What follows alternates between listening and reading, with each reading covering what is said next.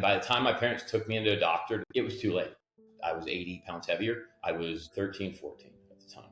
And then 15, I was actually put in inpatient care. When I got out, I was up over 300 pounds. I struggled with that. I gained a lot with medication. So I think that's the same reason a lot of other people gain a lot. So I think the empathy, the ability, people see that I have the ability to be empathetic. And I think there's a perception that they're going to understand me. They're going to get me when I'm going through these cravings and these, I hate my body.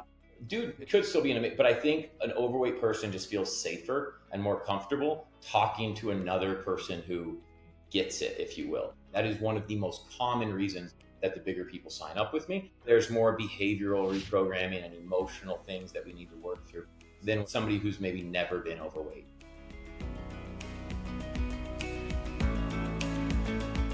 Welcome back to the Smart Nutrition Made Simple show. Today, I'm joined by my good friend, Matt Hoodie, a guy who not only talks the talk, but has walked the walk in one of the most powerful ways imaginable. Over the last decade, Matt has owned and operated an in-person gym, helping nearly 1,500 people transform not just their lives, but their relationships with food and themselves. He's personally coached 31 individuals to lose over 100 pounds without surgery or medication, and that includes 6 who have lost more than 200 pounds.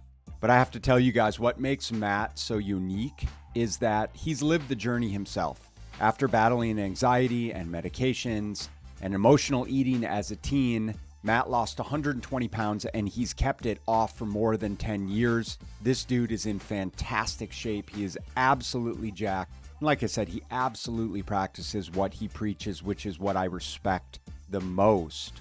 Now, that empathy, that experience, and that relentless commitment to growth is what makes him such a powerful coach. For me personally, this is a privilege providing this interview. I had the opportunity to mentor Matt more than 10 years ago when he first interned with me, and it's really been fun and incredible to watch his growth over the years, his impact, and the lives he's changed since then. And so in this episode, we dig into how Matt approaches this idea of extreme weight loss, why empathy and accountability are the missing links in most coaching programs, and how anyone, no matter how far gone they feel, can take back control over their health. So this one is jam-packed with hard-earned wisdom, practical strategies, which you guys will see and hear, and some really powerful perspectives. So without further ado, let's jump in. Here's Matt Hoodie. Matt Hoodie, welcome to the Smart Nutrition Made Simple show. How you doing, bud? Good. How are you, bud? Really good, really good. So technically, this is our round 2 because I shared our first recording that we did at your place months and months back. And I'm excited to have you back for kind of round 2, where we get to dig in a little bit deeper, get a little more granular. But thanks for jumping back on. Thank you. I'm looking forward to it, man. I always love chopping it up with you. Yeah, 100%. I'm excited about this one because I get to really interview you on this, in this episode, instead of us just rapping about stuff, because we go way back. I know. I was talking to my mom about you. She's like, "What are you doing today?" I was like, "Hey, you remember that guy that I went and interned with when I was thinking about becoming a personal trainer?" And she's like, "Yeah," because she was the one who told me to go on Google and look up personal trainer Scottsdale and call him up. And I called you and like 3 other people up, and you were the one that seemed like you knew what you're talking about. And I was like, "You remember that guy that I like chatted with him for like a week at the air park?" And she's like, "Yeah." I'm like, "Oh, I'm going on." She's got a podcast. He's got a nutrition podcast. So it was kind of, she's like, "That's so crazy, like for it to come kind of full circle." You know what I mean?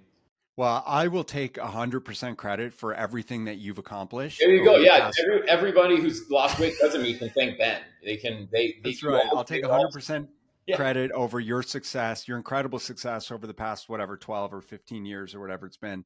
But with that said, I mean, I think that's a really good jumping off point because you've done some really cool shit. And it says here that you've helped 31 individuals lose over 100 pounds without surgery or medication. 6 of those people over 200 pounds. I don't know very few people who have helped anyone lose over 100 pounds, let alone 31 people. So like, how did that come about? How did you become the guy to help people lose exorbitant amount of weight?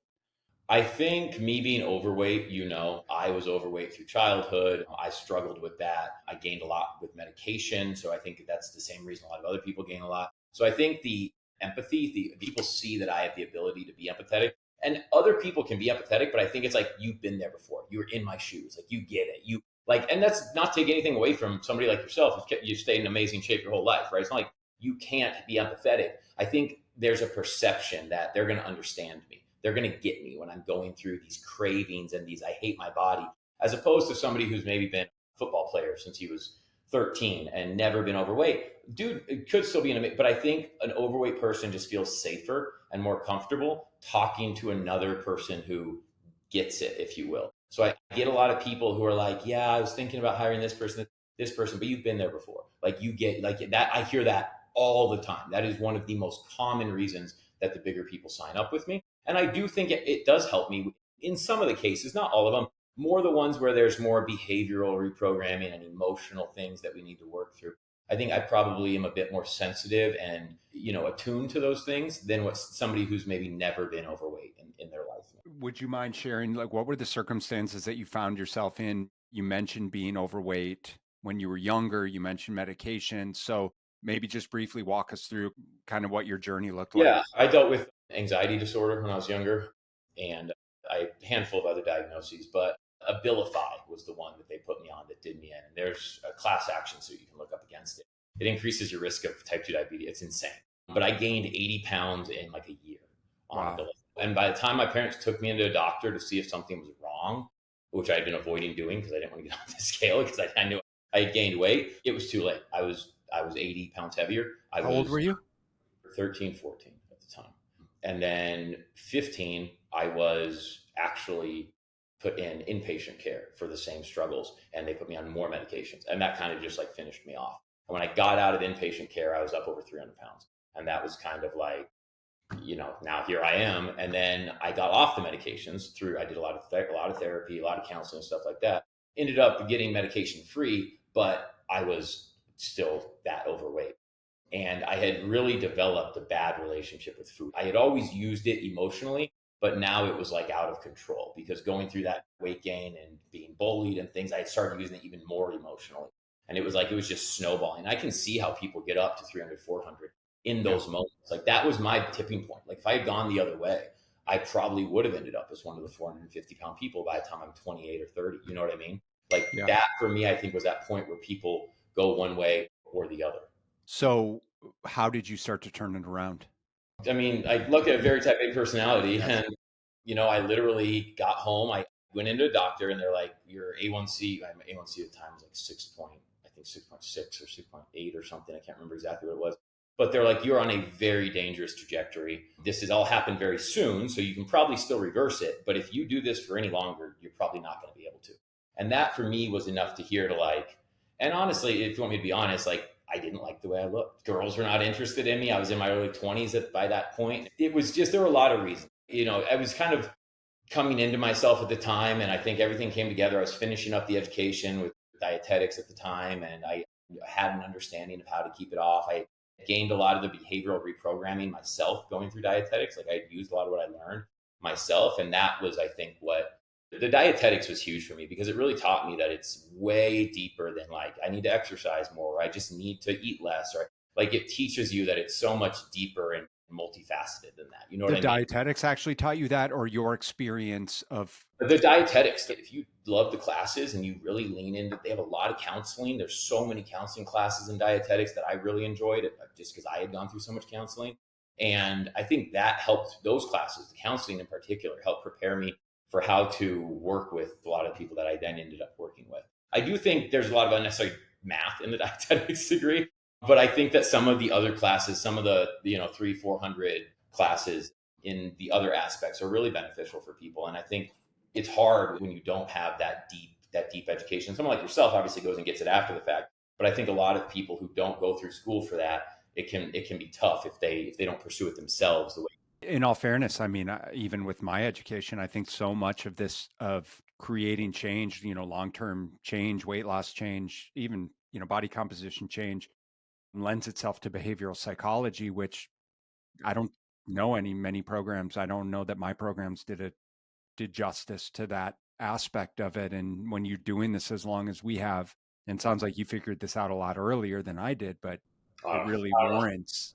I think you do a pretty good job, man. I think I've seen your people. I think you do a pretty damn good job of regardless, I think it's one of those vastly misunderstood aspects of long-term weight loss is, we just continually will have the conversation of like, what people want to see is they want to see the calories and the macros and the exercises and the sets and the reps and the meal plans and the fasting schedule and all that good stuff. And that's the least important aspect of it. I know all the little metrics, right? Like what did you say before we got on majoring in the minors, right? It's like you'll have people, I'll talk to clients who are like, I never miss my post-workout protein shake. And I'm like, that's awesome. That's great. Good for you, dude. How many carbs a day do you eat? Oh, I have no idea. And I'm like, or like, what does your eating schedule look like? Like there's no thought put into, but he's like, I never miss my post-workout protein. And I'm like, that's good. I'm glad you don't do that. But that is this important in the grand scheme of things. And you're putting thought into it every day. He was like, I forgot it the other day. I had to rush home. I'm like, that. No, you didn't. But like, you know what I mean? Like he literally. Yeah. Then you pound 3 beers every night and you go crazy on the weekends. Right. Exactly. Yep. There you go. You nailed it. Yeah. Okay. So when did you start? So you obviously enrolled in dietetics. Were you already losing weight or? I had already decided to just make a 180 at the time. I was at Scottsdale, the Le Cordon Bleu. You remember Scottsdale Culinary used to be here. Yeah. And I was starting at Le Cordon Bleu originally. And I wanted to be a chef. And then that was like, no, well, I got to get food out of my life. I do not have a good relationship with this. And I realized that, I did a bunch of research and I was like, how do I change this? And I went online. I have really type A personality. And that was how I found dietetics. That I looked up, I'm like, what's the most educated person in nutrition? Like who knows the most about nutrition? And that was what I wanted to get to. I wanted to get to being like an MD of nutrition, right? Now, granted, you can get a doctorate in nutrition. I get that. I didn't want to stay in school for that long. Yeah, that was kind of the reasoning behind it. So you were able to educate yourself around training, nutrition, and, definitely nerd out because you're one of the smartest. I love research. Yeah, I love research. And then you applied it to yourself and you got through school. At what point did you start working with clients? I started working with clients probably my senior year at ASU. My last senior year finishing off what was then exercise and wellness, I think, because I had still had that degree program. I kept the dietetics, but then I ended up doing the exercise wellness because I wanted to learn how to open a gym and stuff like that. And I started taking clients on and training them independently. I got certified my senior year, but I didn't have a degree, or I had my dietetics, but I didn't have. And I'm not an RD. I think I've told you that I did not do the year-long internship afterwards. I had no desire to do that, but the education was really helpful. And then I stayed in school, finished the exercise science. And that senior year, I probably had 3 to 4 in-person clients. And I was training them out of, the country club over on by Tatum and Shea. Remember the old one that got torn down? Yeah. A mountainside. My buddy's family owned that country club. So he just let me train there for free. And that was what I started off with. And it was just training. It wasn't even me doing nutrition. Then I realized the nutrition actually way more important. And I started talking to the people I was training and like, yo, I'm not going to charge you extra, but let me do nutrition for you because you're not changing. I know you're going to quit on me because you're not changing. So let me do your nutrition. And then I started to realize, damn, people need nutrition more than they need training. And there's a lot more good trainers than there are good dietitians right now. At least what I saw, right, in the space. And so that's why I leaned into the kind of nutritional side of things with my business, I think. So when you started taking clients on, obviously, because you were empathetic to, morbidly obese clients, and you started to attract more of those people, obviously you started to get results with those people, which I can't say that I know a lot of trainers that have and do work with that type of population. So like, what are the aspects of coaching someone who's morbidly obese that you look at or infuse differently than you would someone who just has maybe 20 or 30 or 50 pounds to lose? So I approach it differently from both aspects, like not only from how am I going to approach it physiologically, I look at it differently, but also mentally. And both of them are quite a bit different. Physiologically, I go very aggressive with these people with their deficits early on. They have so much excess adiposity. Their hunger signals, their ghrelin is not going to go up for the first, right? They've got 300 pounds of extra body fat. You can lose 100 before your ghrelin starts to even move. So I go aggressive with them more so than I do with clients who need to lose less because they're going to get a lot hungrier a lot faster. So that's like right off the bat. And I know that these people need to see results quick mentally. That's why they love keto. That's why they love low carb diets. It's because low carb diets deplete you really quick. And that's why they've yo-yoed their whole life, most of these people. So I know that. So I go more aggressive with them and I place less pressure on them to hit metrics and parameters. So their only goal, for instance, if you're morbidly obese, is calories. It is not even protein, literally just calories. I don't want you to look at macros right now. We'll get there.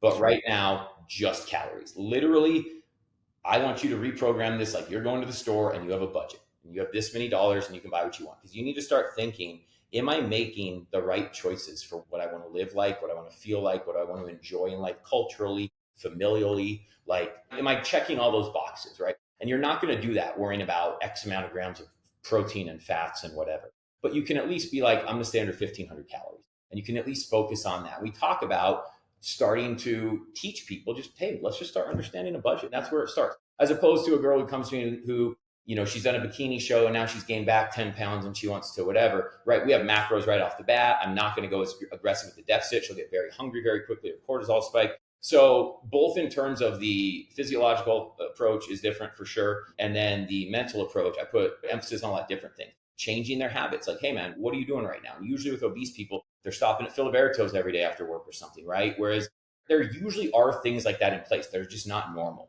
Like, oh, I stopped at Filiberto's and get 2 burritos, right? Because to sustain 600 pounds is hard. Like, it's a lot of energy. So usually you just want to start by calories only. And what are your behaviors doing the most damage? Like, what's the thing we can attack to get the biggest bang for our buck here? Like, are you going out to Mastro's and just going hog wild and you have no idea you're eating 6,000?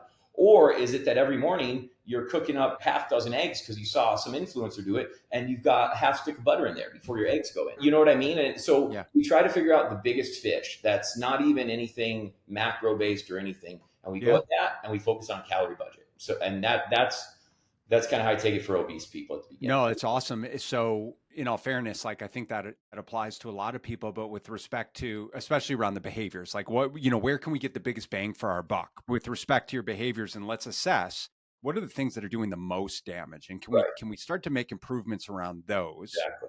Right. And just by doing that, we can end up saving you a tremendous amount. It's incredible. If you're with the right person like myself or you, and somebody really sits down and wants to change and examines those things, that right there is going to be enough for them to truly. Now, if they do something about it, it's a different story.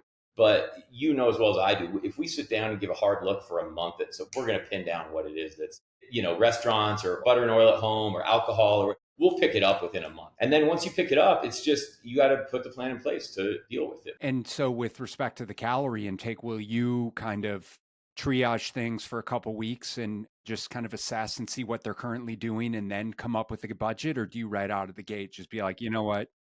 I do come up with a budget. It is a modified version of Harris Benedict version 2. So I took Harris Benedict V2 and then I changed it myself and built a new algorithm in Excel and actually literally built it out, because Harris Benedict doesn't assume people are as fat as they are now on average, right? Usually you'll have outliers, right? But for most obese people, there is no accurate dietetic equation. Yeah, because the formula is what, like formulas weren't made when people were 600 pounds. There were just not that many people that big either, right? So they didn't think, oh, this isn't going to make sense for this weird outlier, right? But with obese people, you can't use anything like that. You really have to, you've got to use your own intuition from working with people and understanding. If you use any calculator with the 600, it's going to come out wrong, right? So that right there is kind of the first, I think people need to know is if you're in a unique circumstance, don't go out and try to find a cookie cutter thing. Get somebody who is specialized, get someone who's, if your case is specialized, right, get someone. If you have cancer, you're not going to go see your primary care. You're going to go see an oncologist, right? Because it's a very serious thing, right? You need somebody who knows this in and out. And then do you think that I don't want to get too granular. I'm just intrigued though with your process. Do you think that the physical activity calculations, what will you typically classify as? You mean to get their TDEE? Yeah, correct. Well, I'm very low. I go under what virtually every calculator overestimates. Yeah. Insane. 1.5. Unless you're a construction worker who plays semi-pro football on the weekend, you're not 1.5. Literally. I'm usually 1.1 to 1.3 for most people. Yeah, I think I agree with you. I think we're grossly overestimating the amount of physical activity that we're doing. Of dude, you're sedentary for all intents and purposes. Absolutely. Even I going to the gym 4 or 5 days a week, I work from home now, so I'm not walking around a gym. I'm not terribly active. Most people look at me and go, "What are you talking about, dude? You work out all the time." But in reality, compared to a server, I'm less active. Like, you know what I mean? It's like they're moving more than I am throughout the day. So now, am I very deliberate in my movements and specific? Yes. But with a lot of those calculators, and that's another problem right now is people are just so reliant on, everything is, oh, Chat GPT can fix anything for me and and it's like, it's a great tool, but your situation is specialized, get somebody special. I think That everyone's is a good point. situation is specialized to the degree that it's like, dude, let's acknowledge, and if you're listening, this is really important, because I'm not suggesting that coaching is the panacea, but it's also acknowledging that, and like we alluded to already, this goes so much deeper than just getting a calorie goal or just getting a macronutrient distribution or just hitting 10,000 steps a day. It's like physiologically, biochemically, things change and adapt and adjust. And that's kind of lends itself to my next line of questioning with kind of metabolic function, especially when people are losing a considerable amount of weight. But the point in me bringing this up is because anyone can start at a given calorie number, and that's great. And it's great to establish awareness and get an idea of how to effectively track and learn to be accurate and precise. And like I said, create awareness around your intake. But those things are going to change. Behaviors are going to, and how is that influencing behaviors? And how do we adjust it over a long period of time? Yeah, so you don't plateau, stall out, continue. And that's where the art comes in and the science comes in, right? In all fairness. So with the clients that you've helped lose a considerable amount of weight, like what are the considerations and almost the expectations over different periods of time, like when they've lost 50 pounds, when they've lost 75, 100 plus, and then how do you adapt things in order for them to keep the weight off in perpetuity? A couple ways. First off, if it's a long-term weight loss, there likely will be metabolic adaptation. You and I both know that starvation mode in the short term is not real, but if you underfeed yourself consistently, weeks over weeks over weeks over weeks, you will start to see a downregulation of your thyroid. You will start to see an upregulation of ghrelin, a decrease of leptin. We have, they're mostly N1 studies, but we have enough research studies to look at people's lab when they're in a deficit, whether it be extreme or not, to know what happens. So yes, there are physiological adjustments that need to happen along the way if those changes are happening. The other consideration is if you lose 100 pounds, people don't know this, but body fat is only a third to half as metabolically active as muscle. So like it burns, but yeah, a pound of muscle burns 8 to 12, something like that, calories a day, depending on the search study you look at. It's anywhere from like 6 to 12. But fat is still around like 2 to 4, depending on the research study you look at. So I think people forget like 2 to 4 calories. You lose 100 pounds, that's 200 to 400 calories per day you're not burning. Plus, you're not carrying that 100 pounds. So now put a 100-pound vest on for the day. How many calories are you burning? Like there's all of these other things you have to take into consideration. Like, okay, I'm experiencing metabolic slowdown because my T3 and T4 are dropping. My TSH is trying to come up and trying to help. But there are some metabolic adjustments that I have to make. Now, those will always come in a way of keeping their fats and proteins where they need and utilizing carbohydrates to reduce so that we ensure muscle mass and hormones don't get messed with. So I will keep their fats and their proteins static while I'm making adjustments and exclusively use carbs to make plateau breakers, right? Because we don't want to put you in a more compromised hormonal position. We don't want you losing body fat. So the physiological side, that's kind of what I do. I think that's, what you're asking. Give me an example of using carbs to break the physiological plateaus. So if somebody's not seeing loss, and right now, let's say they're already doing 4 days a week of cardio, and right now they tell me they're swamped, they're busy, but they're not seeing a loss, then I would look at it like something, okay, we have a couple levers we can pull here. We can either have you start doing an evening walk with your wife 5 days a week since you don't have time for a structured workout. We can do structured cardio 2 days a week with you on a Stairmaster, sweating your ass off. Or we can go in and reduce you by 25 grams of carbs per day, which is 100 calories and 700 over the course of the week, which is the best approach for you in your life right now. I need you to be honest with me and tell you, are you hungrier or do you not have extra time? And so then that way I dialogue with the client and say, hey, let's come up with the best approach for this week here because we're not quite happy with what we saw last week and I want to see something better, but I want it to be realistic for you. Yeah. So I will come to them at that, they got to turn all their stuff in. And then I'll basically say, all right, here's the levers we have optional to us. Let me know what your life looks like in the next 7 days, which one of these you think is most realistic for you to follow through on. And then we make that adjustment, and I will put things in place to support that adjustment. If that means me checking in with them on Tuesday and Thursday then, and making sure that, hey, are you experiencing more hunger? Are you dealing with anything like that, right? So that's kind of what I mean by the physiological changes that come. Yeah, 100%. No, that makes a lot of sense just in terms of continuing to drive a caloric deficit from Behavioral either. changes are more kind of, it goes like this for me. So, and what I mean by that is almost like think of a lifespan of like a baby and an old person, and then here in the middle, right?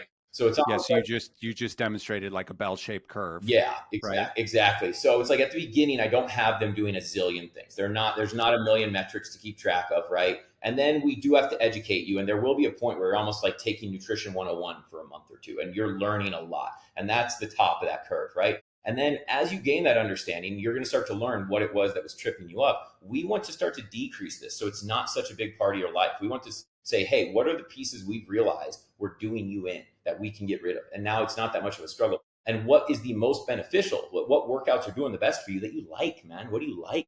Like, are you having fun running? Are you enjoying high rocks? Are you whatever it is?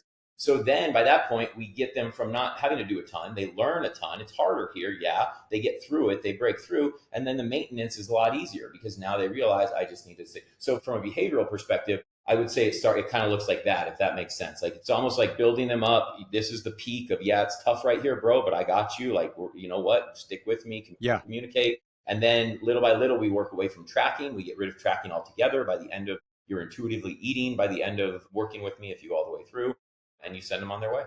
Right. And that's a great example, except that their skills and behaviors are so much different on the back end of the bell-shaped curve that it doesn't feel like it's nearly as arduous as it was working their way up. They're the not hill. thinking they have to do all these crazy, like you mentioned, right? Like they know now what are the minors and what are the majors. So they now can make the choices. I don't have to. Yeah, it gives them that flexibility and freedom. Power, right? And the education. Yeah. I think you and I both like to empower people so that when we're gone, they can help other people. You know what I mean? Like they can talk to their friends and give them an explanation of, hey, you know what?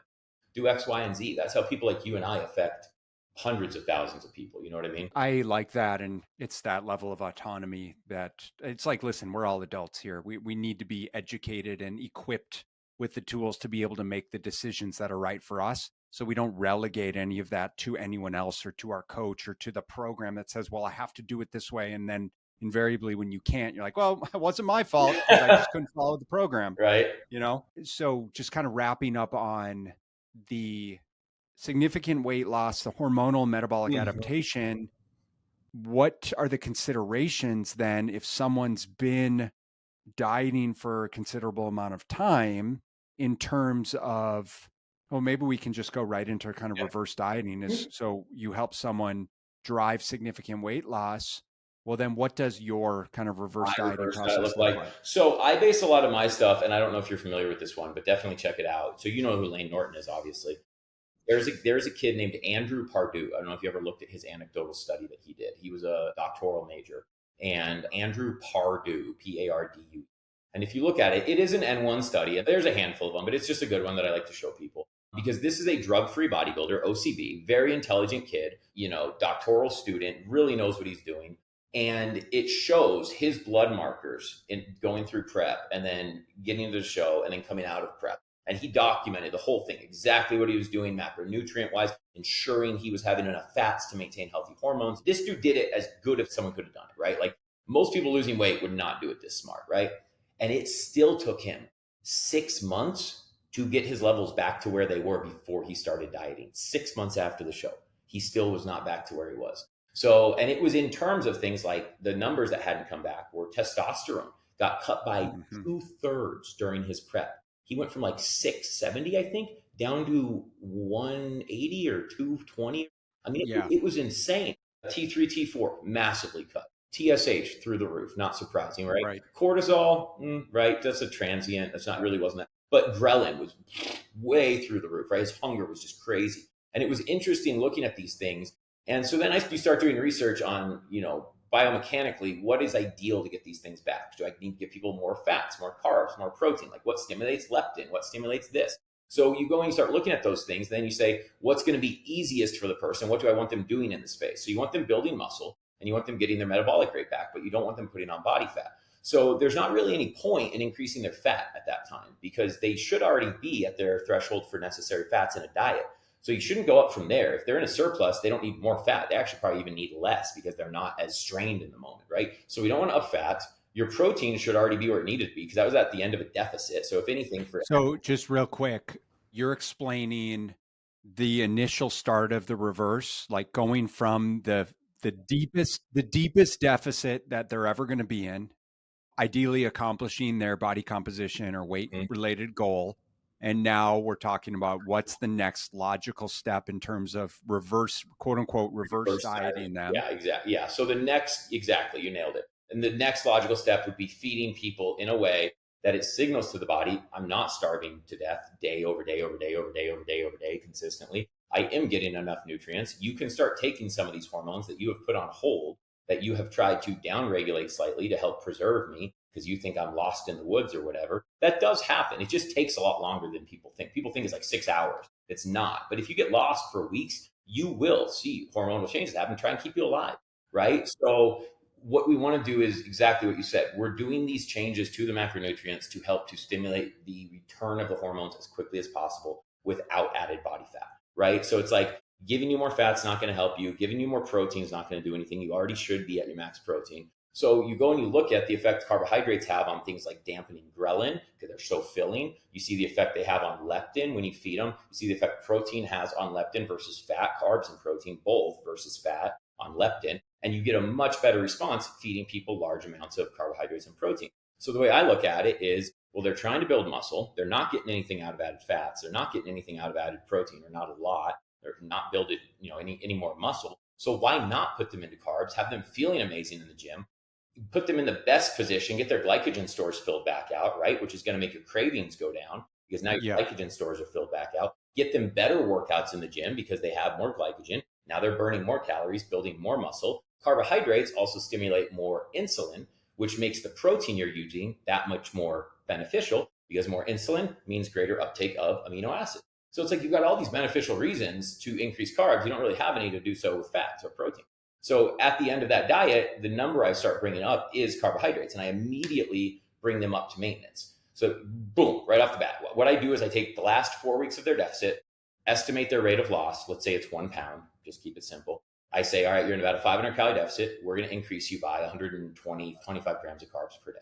Right. And we do that in usually a 1 or 2 week span. Sometimes 2 weeks if it's a female and their digestive system needs a little longer to get acclimated to it, but usually 1 week. And we want to immediately get them out of that. And the idea is then the body goes, oh, look, you're giving us enough. Thank you, buddy. And it starts to bring those hormones back up, and your testosterone starts to come back up, and your thyroid starts to come back up. But then that means that this number we had put you at, right when you finish, is no longer going to be a surplus, which means if those things come back up, your metabolism has to get better, which means this number we put you at here that was above your metabolism at the end of your deficit has now been passed up, and now you're back in a deficit. So now you need to come up a little bit to stay in front of that. And this is essentially what I try to do with people. You try to walk this really little fine line and doing it with the right macronutrients and not letting them spill over calorically. And it's amazing. I mean, I was kind of skeptical, but dude, I've got so many spreadsheets of people who have gotten back from the end of their deficit to where they then were maintaining weight. I'm talking 1,200 more, 1,400 more. And they were not losing 3 pounds a week or something when they were dieting. So it's not like they were just in a 1,500 deficit or something. So it has worked for a lot. Now, some people don't get as much out of it. Here's what I will say.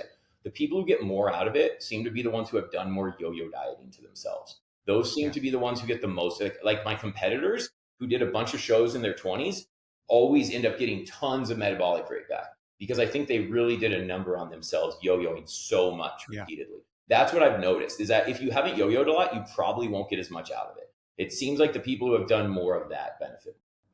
So as an example, if you've got someone who's dieting at 1,500 calories, you figure out it's about a 500 calorie deficit that got them there, at least over the past several weeks. Roughly, yeah. We'll bump them up to 2,000 by just ramping up the carbs. But then from there, it usually strategically we'll just start to titrate up week over week, assuming things they're not gaining weight. Yeah. So what I'm looking for is what we don't want to see is back-to-back weekly increases of greater than 0.5 without an explanation.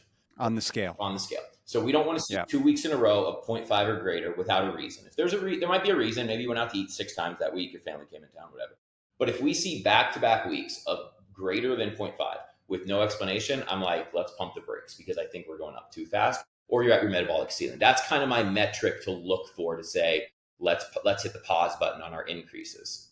I like the intention around the reverse, especially because I think it's commonplace for people to be so deep into tracking fatigue and dieting fatigue at the end of a cut Yeah.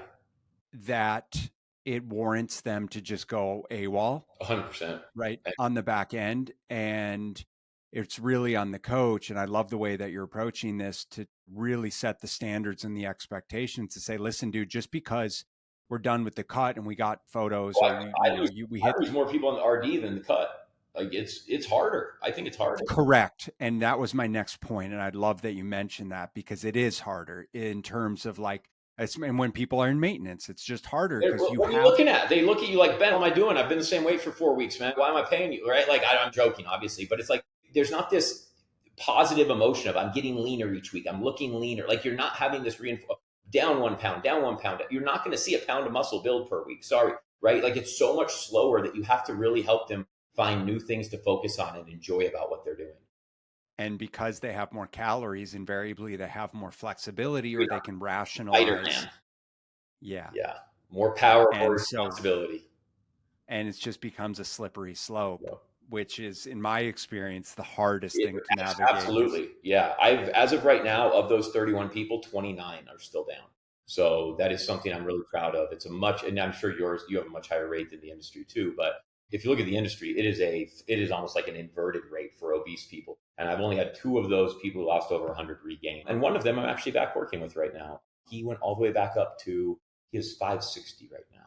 This man you want to see a crazy story. This man has lost over 300 pounds with me one time. And then the second time lost 200 with me and ended up regaining it both times when he let me go because he thought he had a handle on it. And I was like, I don't think we're quite there yet. I know that you're getting this down, but we need to turn the corner. That's exactly the moment you're talking about when you feel like you're done and you go, I'm going to cut the cord. And it's like, no, this is the worst time. Like you're diet fatigued. You're like, I just want a break. I just want freedom. And if you also cut your accountability cord, then you're going to give yourself freedom. And that's exactly what this guy had done. What percentage of the role in dietary success do you think that for the vast majority of people that you worked with, the accountability plays relative to the nutrition and the training? 80, I would say.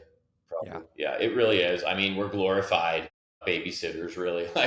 Like we have to have the education to like make you know that we know what we're talking about, but we're really just trying to help rationalize when you're not seeing a plateau for 6 days and you would have given up. We're coming in and saying, okay, look, it's probably that you were sore for this many days. Like that's the biggest part of our job, honestly, right? Like is helping people to understand the whys of what is going on so that they don't want to give up. Yeah. And just to be the little positive dude sitting on your shoulder, be like, just don't eat like a dick. I call him, I'm like, I'm your food angel. If you need me, yeah, just shoot me a text. And I'll have people do that too. I'll be like, listen, I might not always get back to you, but if you're about to order crumble cookies for the family, shoot me a text and be like, hey, Matt, we're ordering crumble for the kids. Here's my commitment. I'm only going to have 1 cookie.